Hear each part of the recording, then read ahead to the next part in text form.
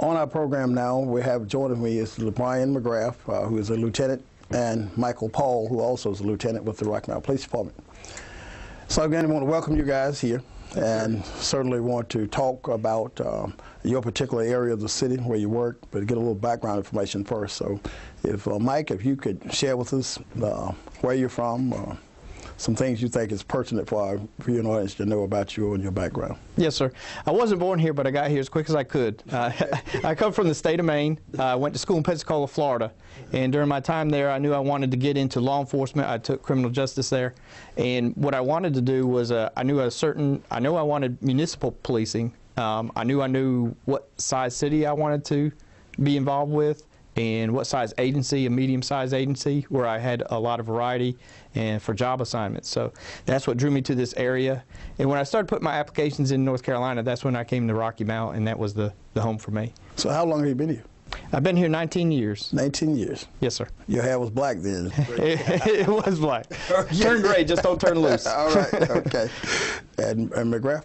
Yes, I was born up in the Midwest, Iowa, and when I was in high school, moved to Georgia, where I lived, and went to the University of Georgia. And while in the university, my parents moved up to Rocky Mount. I came up and visited the area while in school. I got out, and that's where I applied. Liked the area, got here, eventually met my wife, and tied me down to the area. Yes. And I'm really glad to be in this area. Okay. And you've been with the department how many years? 22 years now. 22 years. Okay. Well, certainly, again, we're glad to have you all to this area and appreciate your service to the city of Rocky Mount. What I want you now to focus on is the particular area of the city that you work. I was your district lieutenant for the city. If you could tell us exactly what area of the city you work, give us the parameters of that area, if both of you could do that. Okay, I'll go first. I'm the East District Commander, and the East District encompasses everything on the Edgecombe side north of Tarboro Street, the Holly Street area, Eastern Avenue, Meadowbrook, Hillsdale areas, and also what is commonly known as the Happy Hill area of Nash County side, which is divided at Sunset Avenue northward on that side, all the way up to the river and out to 301. Okay. And Mike? Now, the border of the South District will pick up where Lieutenant McGrath leaves on Tarboro Street, and mine is everything south. It'll continue all the way south along Raleigh Street to Raleigh Road, and everything south of that down to the stockyards. Okay. All right. So we basically have 4 districts, north, east, west, and south. Yes, and you sir. are the 2 district commanders for the south and the east. Yes, sir. And each of you have a strong complement of men and women that work with you on your various shift. Yes, sir. Right. And your hours of work is basically daytime, nighttime. Which is it? Basically daytime. I work Wednesday through Friday and every other Saturday from 6:30 to 6:30. Okay. And then I also work daytime. I work Sunday to Tuesday and every other Saturday. Okay. All right. And that seems to work out very well. So this district concept that we have now started around November 2004, as I recall, and we've been continuing to transitioning and trying to build it and put more people into it to staff it properly. I referred to it early on as a community model. It's a district concept, but it's a community model to try to connect police and citizens closer together. It's pretty much like a ward concept around the city where people have their particular council member. We now have their particular police officer, district commander. Correct. Okay. Well, if you share with us as we continue to transition, staffing levels, Brian, is it much greater today, much less today than, say, just a few years ago? We don't have to go Staffing far. levels have gone up dramatically. Just in the several years I've been a lieutenant. I now have enough manpower on the street that we have a special team we put together every week to attack different issues that come up in the city. Yes. Whether that's drugs, burglaries, or whatever. Okay. So And that's built within your shift? Yes, within the shift. It Not talking about street engagement team. Right, no specialized units. It's just a specialized team on ours. Rotates through everybody to give them more training and more knowledge of what's going on in the area and exposure. Okay. Right. Exactly, and the thing with the increased staffing, the officers are able to get to know their neighborhoods better, spend more time in interacting with the citizens and the business owners, and along those lines, and then they get to know their police officers that work their beat. Okay. And that we've seen an increase in that where they're particularly asked for certain officers that work their beat. Okay. So there's that personal connection there. All right. And just I'll call it the health of an organization, the health of your shift. How the officers' behaviors are for us coming to work now. Do they seem to enjoy it more versus their workload is still there, plenty of workload, but the fact that you have more people now to help you do your job, how has that changed or impacted your shift? I would say we're actually busier because we're able to do a variety of tasks there with our shift. So we're actually busier, but it's a healthier busy along those lines. I would agree with Mike. It's a healthier busy in the fact that now officers are able to do more than just respond to calls for service and write reports and not actually do any proactive policing. Right. Most officers got in this line of work to do good and to help people, and now we have that opportunity on a greater level. We can get out there and focus on the problems and try and eliminate them rather than just respond to them. Absolutely. And I assume, too, matter of fact, I know, it has to give you greater time, too, to think, to plan, to organize, to work with others. Is that right? It does. It also creates a lot more work in that regard because we can take that time and plan and look at what the issues are, look at the statistics and the trends that are presented through those statistics, and then come up with a plan to address it. Right. We also try and incorporate the officers at the line level in developing those plans. Absolutely. Right. But the idea is if you got more, you should be able to do more. Exactly. And you should do it at a greater quality. And that's certainly one, and we want to do that. Our number one goal is to try to see if we get crime reduced, to have this community safe, and we have to do that through all people. Is that right? Yes, that's right. Correct. Okay. So what I want you now then, let's shift to what is it that you're seeing as the number one or number two driving crime factor in the East District, and then Mike for the South District? South District. And once you tell me what that is, share with me what it is, some of the things that you think may be leading to it or causing it, and some of the things that we as police can do, we as a community can do to try to eliminate some of those particular issues. Okay? Okay. In the East District, the primary crime problem we see is residential burglaries. They more than double anything else we have. Pretty much half of the statistics in the East come from residential burglaries. Okay.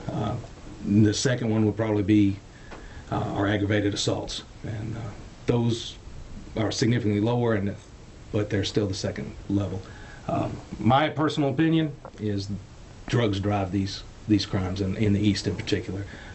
They're centered around the drug areas, the residential burglaries. The drug users need some money to pay for the drugs. They're breaking into the houses. We're getting a lot of that issues. The aggravated assaults occur a lot of times at those locations where the drugs are purchased and sold. Right. The criminals tend to go where the place is easiest to sell their drugs, to conduct their business. It's like any other business. They're going to go where they can be most prosperous. Right. McDonald's goes to a corner where they're going to be able to sell their food. The drug dealers go where they can sell their drugs, and that's easiest when they go to neighborhoods where the citizens don't call and complain, where they don't make complaints to the police department for us to respond, and the neighborhood's in decay. So I see the citizen cooperation and concern for their neighborhood as being the biggest driving force. They're going to go where it's easiest. If the citizens call and complain all the time and police are over there checking on them all the time, they're going to move somewhere else because they can't do their business on a regular basis without that. Great. Yes, Mike. My crime trends mirror the East District crime trends along those lines. Residential breaking and enterings, those are what drives most of my stats, and also the aggravated assaults, and it's in those neighborhoods where the drugs are prevalent and that type of activity.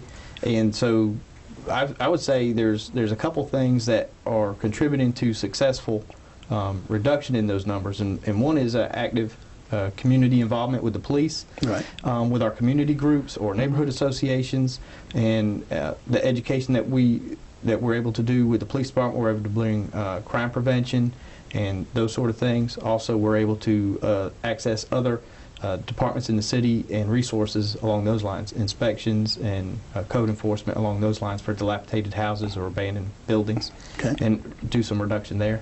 And the citizens are contacts and what we need for successful prosecution, and how we patrol in our techniques to help them understand what will help us respond to their needs.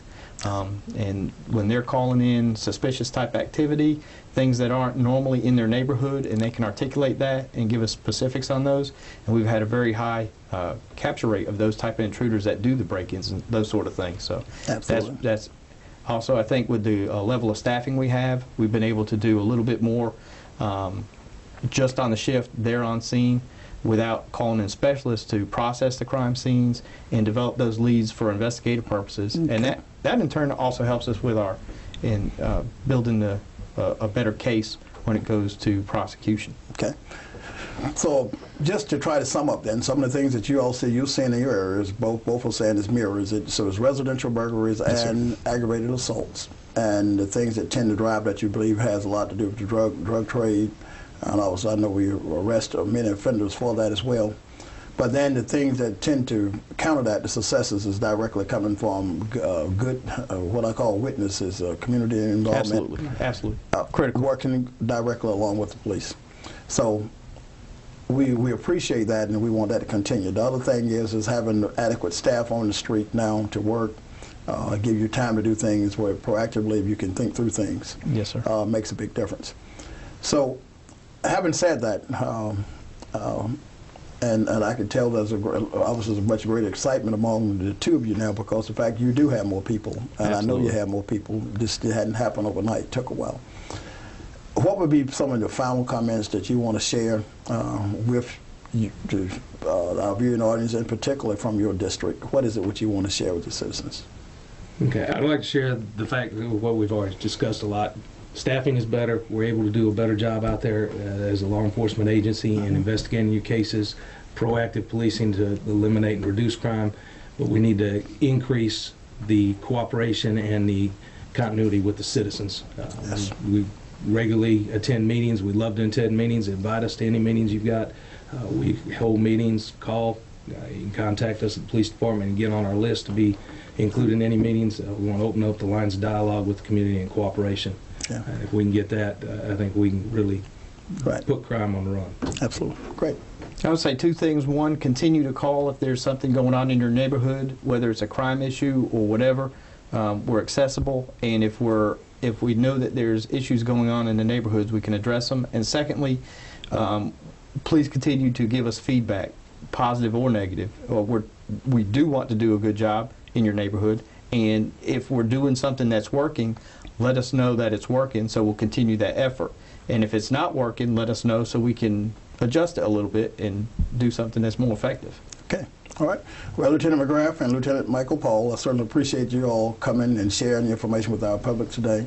I look forward to continuing to work with you and in your district and with the citizens in your district. Yes, Thank sir. you. Thank you, sir.